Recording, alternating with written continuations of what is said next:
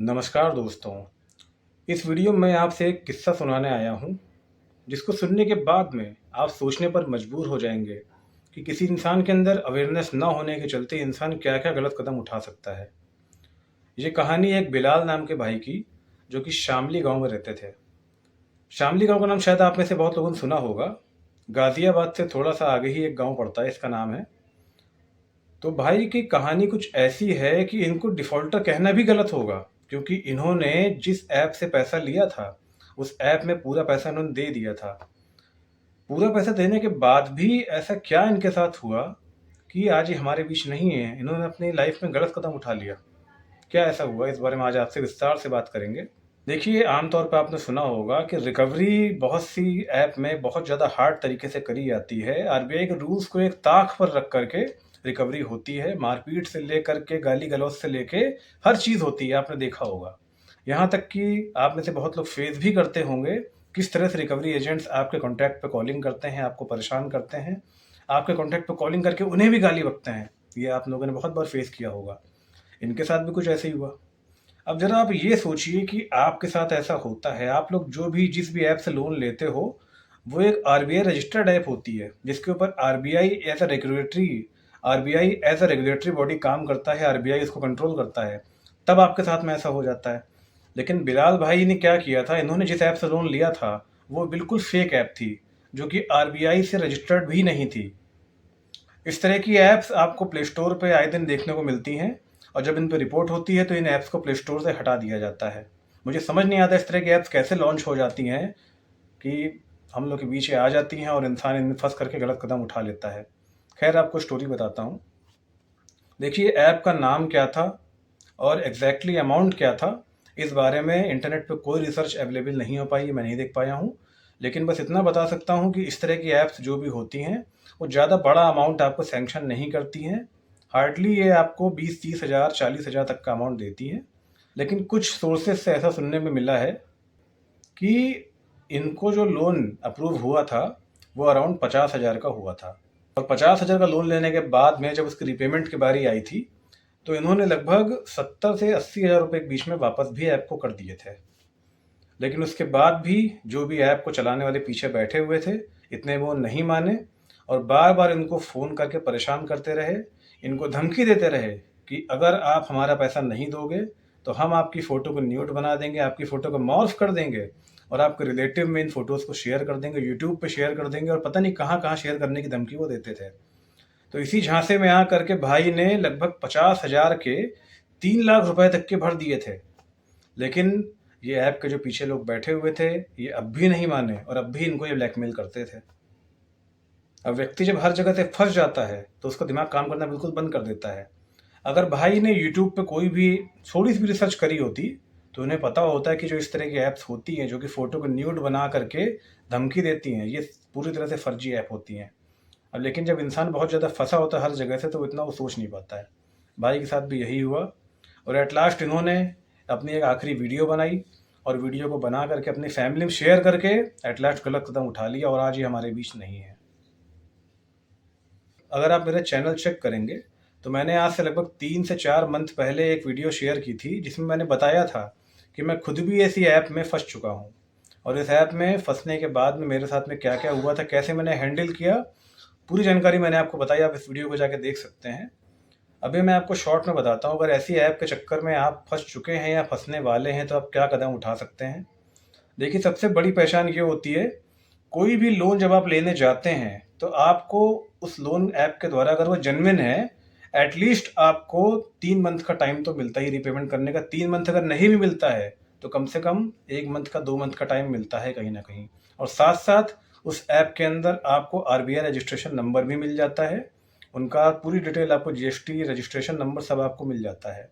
लेकिन अगर आप किसी फेक ऐप में जाते हैं, फेक ऐप में आपको जो रीपेमेंट की टाइमिंग होती है वो हार्डली 7 दिन 14 दिन इस तरह से होती है, और रीपेमेंट का अमाउंट जो आपका होता है, वो उनके जो भी अमाउंट देने वाला होता है, जो भी डिसबर्समेंट अमाउंट होता है, उससे बहुत ज़्यादा होता है। अब जैसे आपको अगर मैं अपने एग्जांपल लेके बताऊं, तो मुझे जिस ऐप ने झांसा दिया था उसने 900 रुपये दिए थे, लेकिन बदले में वो मुझसे 1500 रुपये मांग रहे थे मात्र 7 दिन के लिए। तो इस तरह की ऐप्स होती हैं। तो मैं सबसे यही आग्रह करना चाहूँगा कि इस तरह की ऐप से आप दूर रहें, और अगर आप गलती से इस ऐप में फंस गए हैं तब भी आपको डरना नहीं है। ये लोग सिर्फ़ और सिर्फ डराते हैं, कुछ नहीं करते हैं। कोई भी गलत कदम उठाने के पहले आपको पूरी जानकारी कर लेना चाहिए। सबसे बड़ी बात है कि आपको बिल्कुल भी नहीं डरना है। अगर ये आपको परेशान करने के लिए आपकी फ़ोटो को न्यूड बना के आपके सामने भेजते हैं, तो आपने बचपन से लेके अभी तक की जितनी गालियाँ सीखी हैं, सारी गालियाँ इनको आप दीजिए। कुछ नहीं करते हैं ये।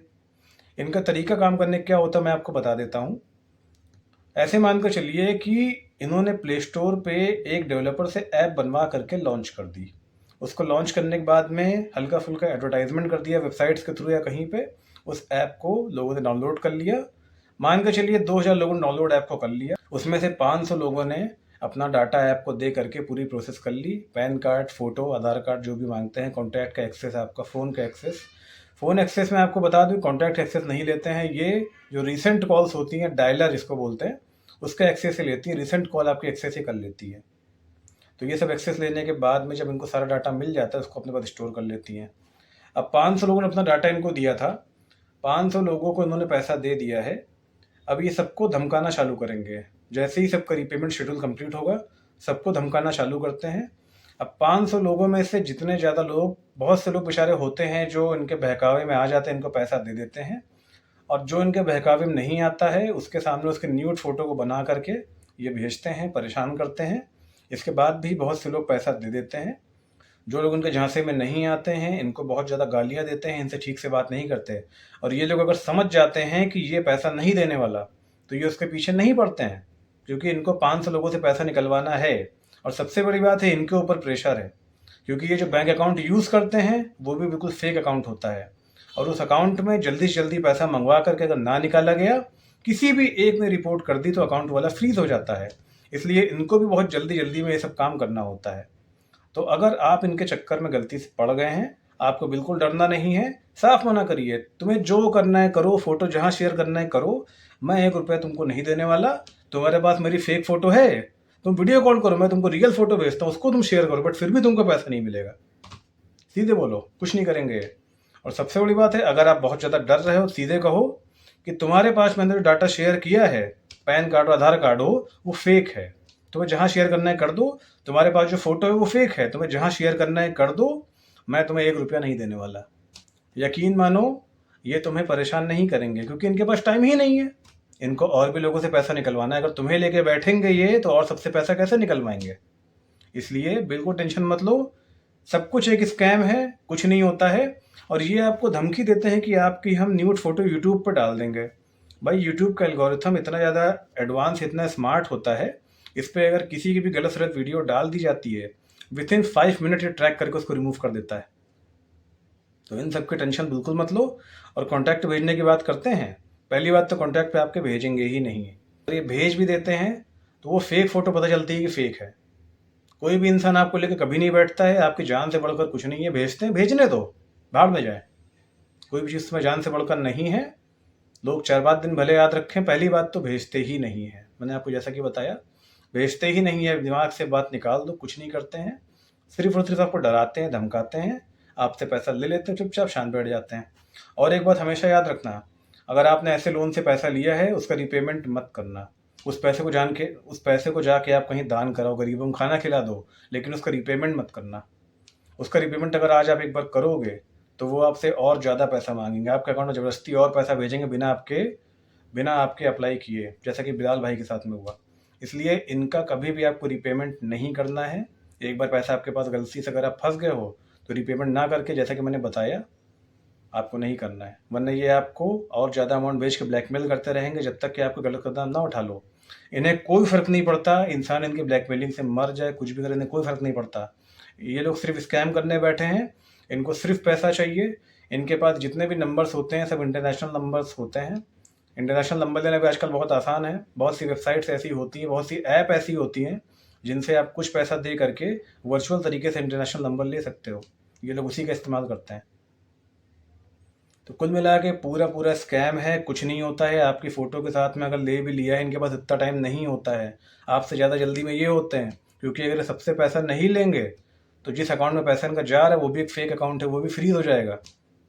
इसलिए बिल्कुल डरना बंद करो, कुछ नहीं होता है। आप लोगों से विनती है, प्लीज़ इस तरह गलत कदम मत उठाइए, जान बहुत कीमती होती है।